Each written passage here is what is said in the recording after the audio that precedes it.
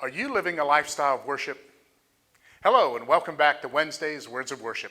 I'm Kevin, the worship pastor here at Mount Pleasant United Methodist Church.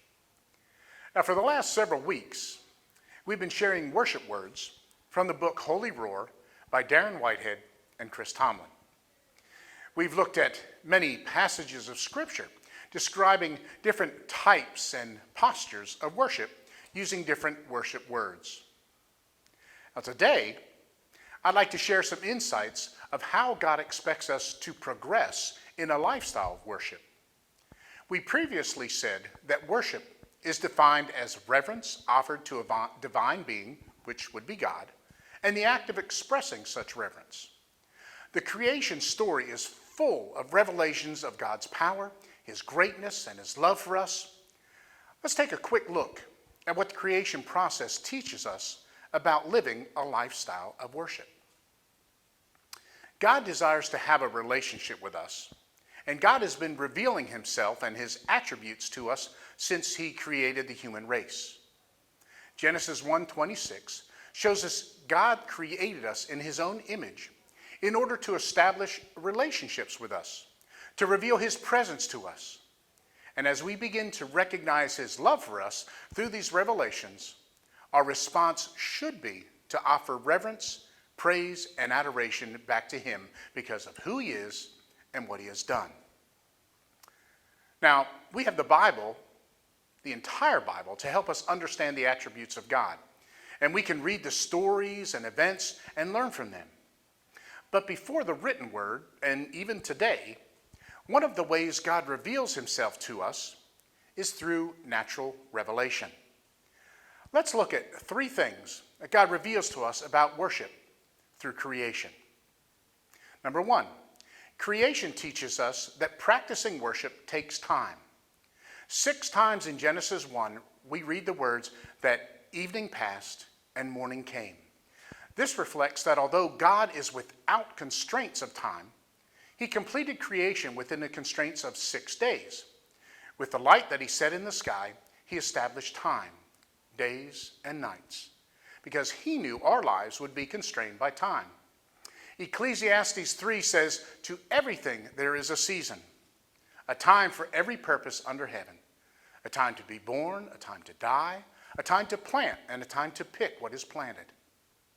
You know, God could have created everything in one giant celestial swoop, but He chose to take time to create all the aspects of the universe, visible and invisible, that He knew that we would enjoy. If we want to worship Him in a manner that He enjoys, we need to take our time. We need to walk away from the busyness of our life and spend time with God. Number 2, creation teaches us that worship is a process and requires growth. God created in a process with individual days and individual nights to carry out His process. God allows the process of life and growth to develop us into the people that He wants us to be. God's creation of time provides us with the opportunity for growth. Growth is essential for the development and maturity.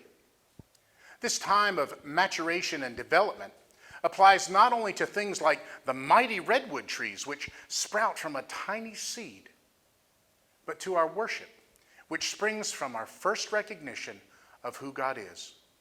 Growing as a worshiper is part of God's plan to reveal Himself.